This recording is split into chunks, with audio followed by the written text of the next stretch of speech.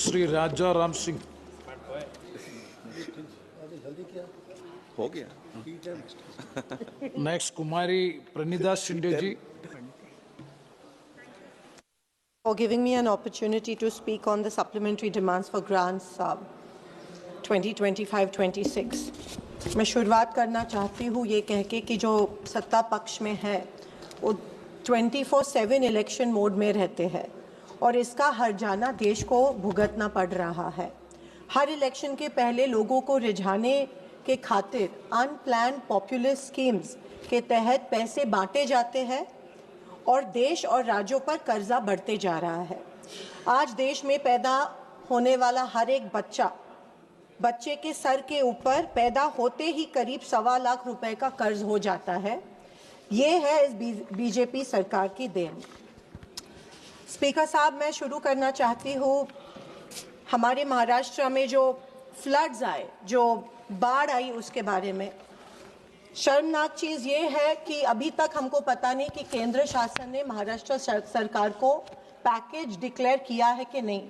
जब बाढ़ आई, जब बारिश हुई, उसके बाद में सेंट्रल गवर्नमेंट से एक टीम भेजी गई थी महाराष्ट्र में, लेकिन महाराष्ट्र के मंत्री कहते हैं कि उनको अभी तक पैकेज मिला नहीं है और सेंट्रल गवर्नमेंट कह रहा है कि महाराष्ट्र गवर्नमेंट ने अभी तक प्रपोजल भेजा नहीं है, या महाराष्ट्र गवर्नमेंट प्रपोजल भेजना नहीं चाहती है सेंट्रल गवर्नमेंट के पास, या सेंट्रल गवर्नमेंट महाराष्ट्र के किसानों को अन्याय करके अभी तक पैसा देना नहीं चाहती है। इसके बारे में सेंट्रल गवर्नमेंट से हमें एक स्टेटमेंट अपेक्षित है कि एग्जैक्टली कितना पैकेज, कितने पैसे महाराष्ट्र के किसानों को मिलने वाले हैं। महाराष्ट्र का किसान आज सुसाइड कर रहा है, आत्महत्या कर रहा है, कर्जे का बोझा उसके सर पे चढ़ रहा है।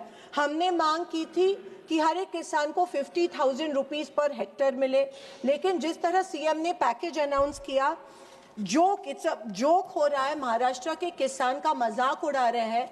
स्पीकर महोदय, एक किसान के खाते में सिर्फ 6 रुपए जमा हुए, सिर्फ only 6 rupees were deposited in a farmers account.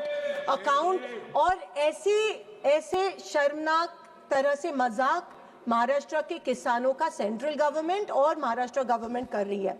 हमने मांगे थे 50,000 रुपए हेक्टेयर, वो तो नहीं मिले। फिर हमने मांगा था कि जो नदी के किनारे जो गांव है उसका पुनर्वसन होना चाहिए, वो रिहैबिलिटेट होने चाहिए, क्योंकि हर वक्त जब बाढ़ आती है तब ये पूरे के पूरे इनका जो पूरा संसार जो होता है वो उनके आंखों के सामने बह जाता है। कम से कम 3 या 4 साल लगते हैं हर एक किसान को, जब उसकी आंखों के सामने उसका खेत बह जाता है 3 या 4 साल लगते हैं उभरने को और वापस उसमें उसकी फसल जो है वो डालने को। इसके लिए इसके क्राइटेरिया अलग होने चाहिए। खेत जो बह गया है या जमीन जो इरोड हो गई है, इसके क्राइटेरिया अलग होने चाहिए। लेकिन सरसकट हमने तब मांगा था कि वेट ड्राउट डिक्लेयर हो, लेकिन वेट ड्राउट डिक्लेयर नहीं हुआ। वेट ड्राउट अगर डिक्लेयर होता तो किसानों के कर्ज माफ हो जाते, तो स्कॉलरशिप्स जो मिले हैं बच्चों को, एजुकेशनल लोन्स जो मिले हैं वो माफ हो जाते हैं। लेकिन महाराष्ट्र गवर्नमेंट ने ये किया नहीं, क्योंकि सेंट्रल गवर्नमेंट ने शायद महाराष्ट्र गवर्नमेंट को एड नहीं दी की। स्पीकर महोदय, जब अकाउंट में पैसा जमा होता है तो केवाईसी करना पड़ रहा है किसानों को। साल में 4 बार केवाईसी करना पड़ रहा है। साल में किसानों को 4 बार साबित करना पड़ रहा है कि वो मरे हुए हैं या जिंदा है। ये बहुत ही शर्मनाक चीज है। मैं ये मांग कर रही हूँ कि जो केवाईसी का जो क्राइटेरिया है, आधार लिंक का जो क्राइटेरिया है, वो कट होना चाहिए, वो रद्द होना चाहिए और 4 बार साल में केवाईसी करने की जरूरत नहीं होनी चाहिए। स्पीकर साहब, मुझे ये कहना चाहती हूँ कि जब सैटेलाइट जो होती है हर एक मंडल में, उसमें रेनफॉल रिकॉर्ड होता है और सैटेलाइट्स ऐसे जगह बिठाई है, पेड़ के नीचे सैटेलाइट बिठाए है। पूरे मंडल में 65 मिलीमीटर से ज्यादा रेनफॉल होता है, लेकिन क्योंकि वो जो सैटेलाइट है वो पेड़ के नीचे बिठाई गई है, वो रिकॉर्ड ही नहीं करती और कहते हैं कि 0 रेनफॉल हुआ है और इसीलिए उस मंडल को वो जो पैकेज है उसमें बिठाया नहीं जाता है और उस मंडल के में जितने गांव आते हैं उन गांवों के सब किसान इससे वंचित हो जाते हैं। ये बहुत बड़ा प्रॉब्लम इस बार महाराष्ट्र में हुआ है किसानों। और सबसे शर्मनाक बात ये हुई है कि हाल ही में सीएम रिलीफ फंड जो होता है उसमें कोई अपना पेंशन देता है, अपनी सैलरीज देता है। सीएम रिलीफ फंड में महाराष्ट्र के किसानों के लिए 100 करोड़ रुपए कलेक्ट हुए थे, लेकिन वो 100 करोड़ रुपए में से महाराष्ट्र के किसानों को सर 5 मिनट्स प्लीज, महाराष्ट्र के किसानों को 2 minutes सिर्फ 75,000 रुपए, सिर्फ 75,000 दिए गए। इतनी मतलब बाकी का पैसा सीएम रिलीफ फंड से गया कहाँ है सर? सिर्फ 3 पॉइंट्स में कहना चाहती हूँ। मैं पीएस आवास योजना पे आना चाहती हूँ। मैं ये मांग करती हूँ कि पीएम आवास योजना की जो पहली इंस्टॉलमेंट होती है 15,000 की, उसमें वो सैंड भी नहीं खरीद सकते हैं। मेरी ये मांग है कि वो 15,000 की जो इंस्टॉलमेंट है वो बढ़ाया जाना चाहिए। बहुत से पीएम आवास के तहत पेपर पे आता है कि इतने घर मंजूर है, लेकिन गांव में गांवठान जमीन नहीं होने के कारण अभी तक एक भी घर पीएम आवास, ये सिर्फ फर्स्ट फिगर्स है जो पेपर में आते हैं।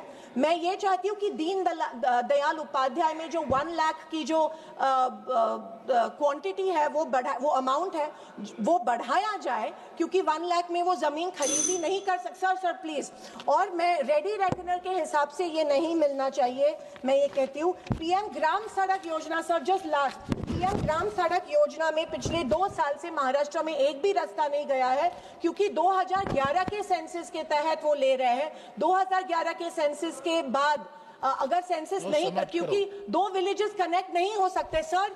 दिस टाइम फ्लड्स में सर बड़े बड़े हाईवे करने से अच्छा है कि 2 गांव को जो रास्ते कनेक्ट होते हैं वो सर लास्ट सर वो होने चाहिए। मैं ये मांग करती हूँ कि हमारे महाराष्ट्र में जितने भी रास्ते बह गए हैं उनके लिए यहाँ से एक ऑडिट होके उनके लिए फंड डिक्लेयर सर होना चाहिए। Sir Jal Jeevan mission under JJM sir committee has been last 2 minutes sir please sir. Jal Jeevan mission there is a major corruption in Maharashtra, इसके वजह से कमिटी ने 46% प्रपोज किया है कट, सेंटर का कट महाराष्ट्र में कट, क्योंकि इतना बड़ा नुकसान, उतना बड़ा वहां पे करप्शन हुआ है। सर सैनिटेशन वर्कर्स के बारे में बालभद्र मंत्री, no, you conclude with the final sentence, please. Okay, sir, I'm finishing. Sir, sanitation workers को पहचाना नहीं जाता है। You are going other points. As per Namaste scheme, 0 provision has been made. I urge कि sanitation workers के लिए बढ़ाना चाहिए। And sir, DLCC में कलेक्टर को अथॉरिटी मिलनी चाहिए कि वो। धन्यवाद अध्यक्ष महोदय, आपने